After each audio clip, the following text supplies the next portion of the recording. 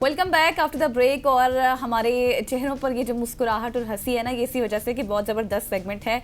और अदाकारी वो फ़न होता है जो सिर्फ मुकालमे नहीं, दिल की धड़कन में उतरता है। और कभी बाप की नर्म शफकत, कभी आशिक की बेकरारी, तो कभी दोस्त की शोखी।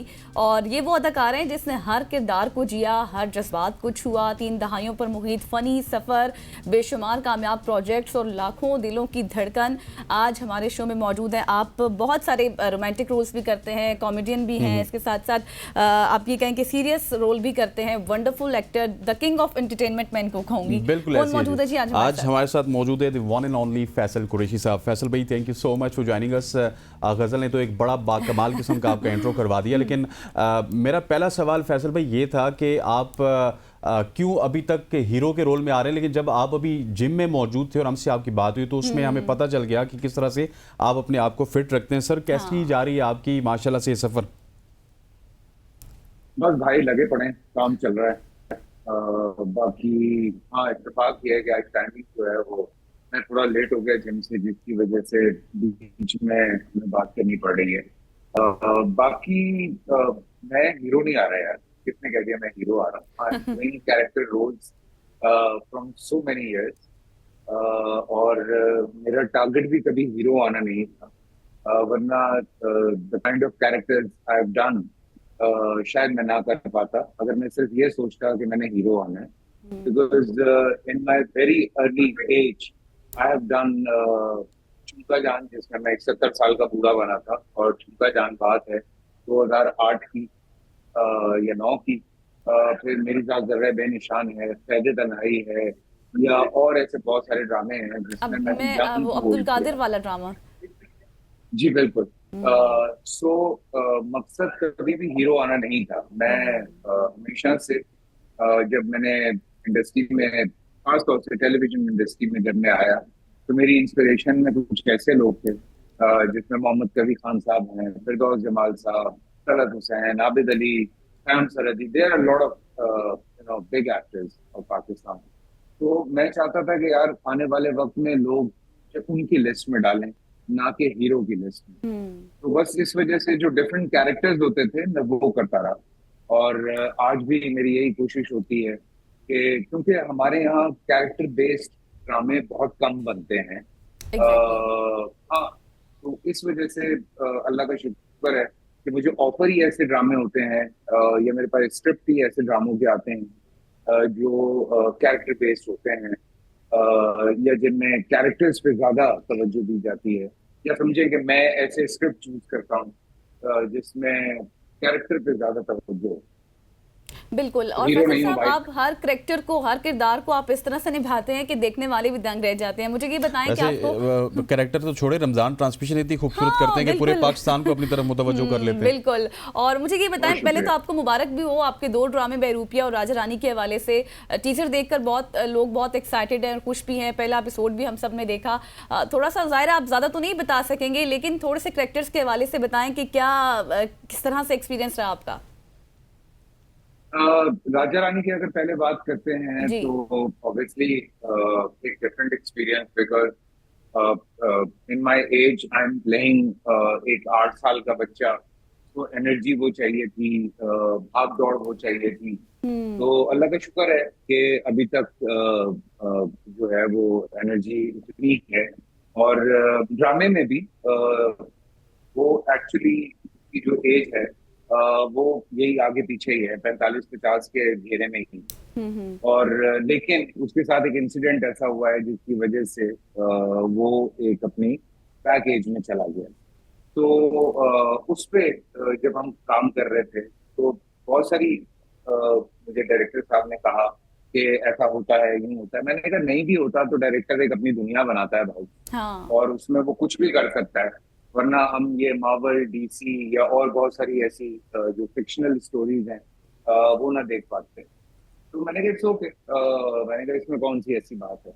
फिर बहरूपिया की अगर हम बात करते हैं तो Behroopia was very also very tough, because उसमें मल्टीपल पर्सनालिटी डिसऑर्डर है। For the first time on television screen Pakistan में इस तरह से कोई चीज होने जा रही है। एक आदमी है, वो कभी डिस्कस ही नहीं हुआ। हमारे यहाँ जब भी कोई इस तरह का किसी को प्रॉब्लम होता है तो कहते हैं जिन आ गया है, बहुत हाँ। सारे जिन चढ़ गए हैं इस पे और फलाना हो गया है। तो वो मेंटली उसको कभी चेकअप नहीं करवाते या किसी साइकेट्रिस्ट के पास नहीं लेके जाते, साइकोलॉजिस्ट को नहीं दिखाते। तो वो उस चीज का क्या क्या खमियाजा किस किस को भुगतना पड़ता है, दिस इज ऑल अबाउट बेरुपी। और वो क्यों इस तरह से हुआ है, वो भी पूरी एक बहुत लंबी दास्तान है। सही। बिल्कुल ऐसी है फैसल भाई। और अमीन इकबाल साहब के साथ काम करके कैसा लगा?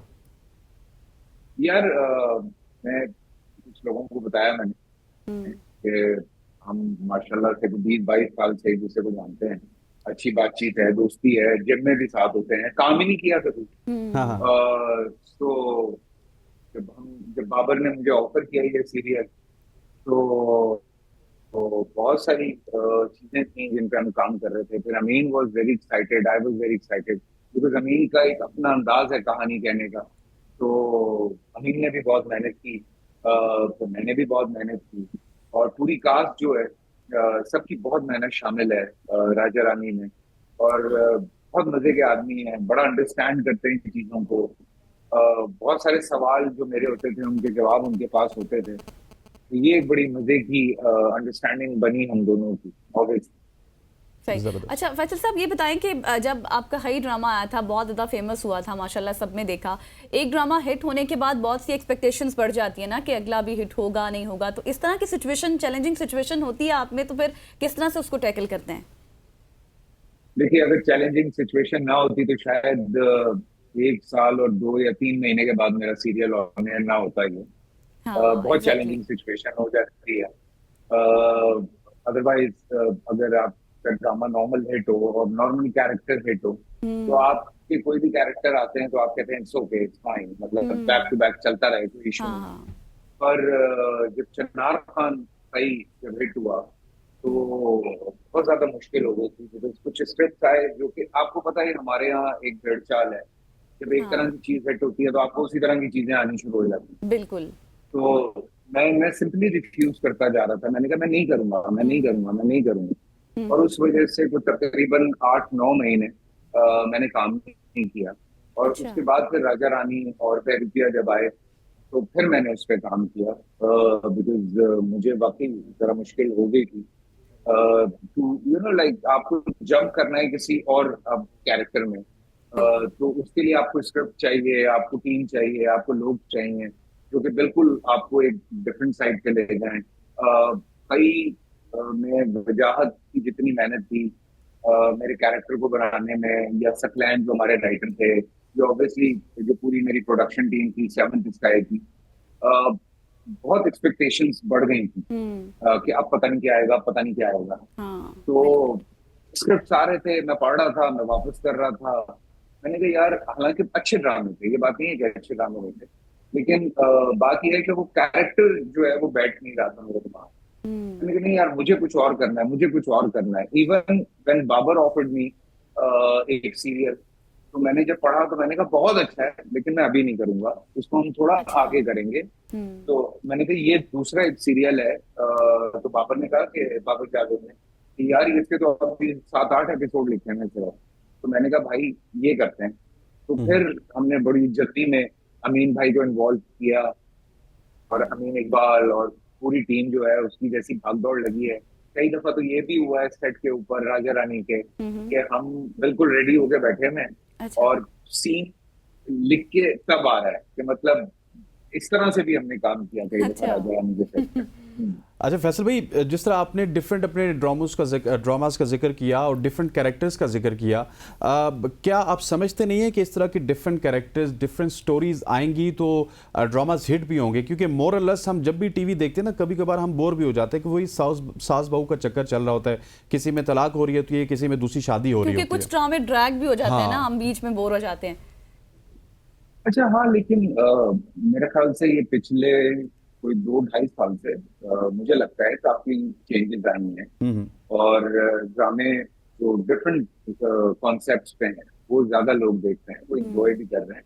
एक सर्टेन मार्केट है जो इस तरह की लव स्टोरी या ये तलाकें और ये शादियां देखना चाहते हैं, उनके लिए भी ड्रामे होने चाहिए।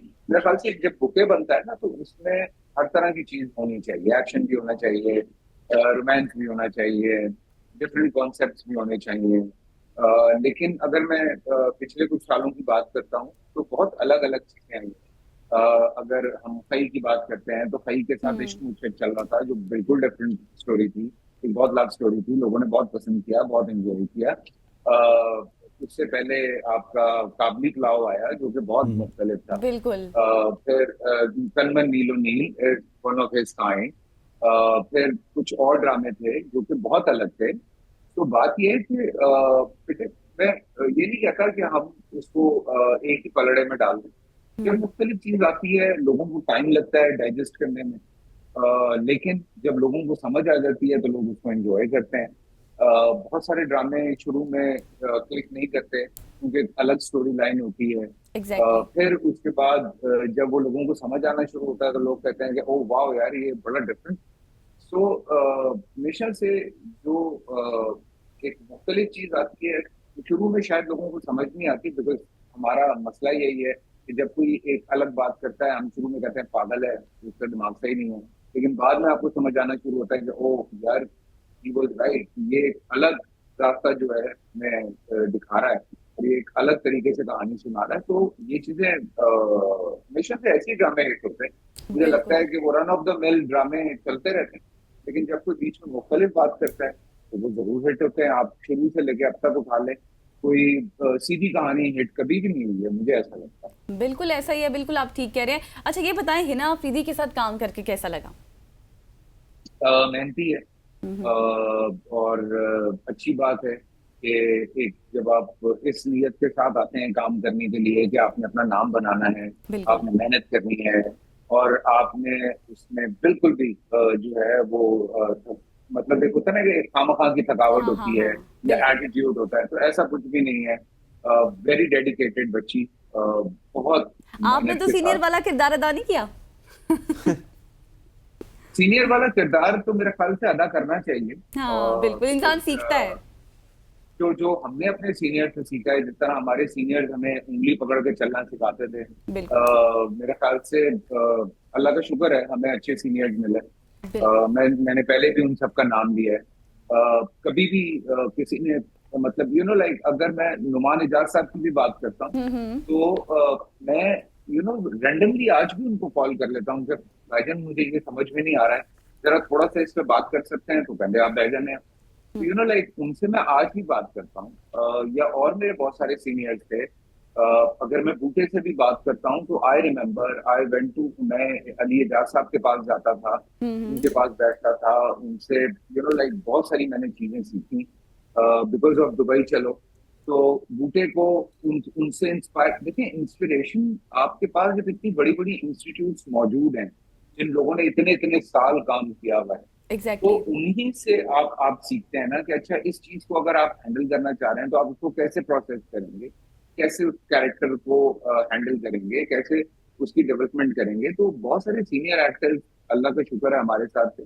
तो होता है बहुत सारे जो जूनियर्स हैं मेरे, दे कॉल मी या सेट के ऊपर बैठ के मुझसे बात करते हैं और बड़ा अच्छा लगता है कि लाइक आपको लगता है कि हाँ कि अब वो वक्त आ रहा है जब आप भी लाइक उस जगह पे थोड़े से आ रहे हैं कि लोग हाँ आपसे पूछ लेते हैं, तो बहुत अच्छा लगता है।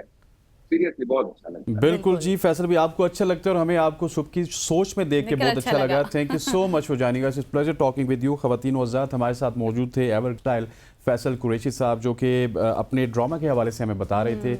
यहाँ पे वक्त हो चाहते हैं शॉर्ट सी कमर्शियल ब्रेक का। ब्रेक के बाद वापस आएंगे तो क्रिप्टो करेंसी के ऊपर बात करेंगे। Stay with us.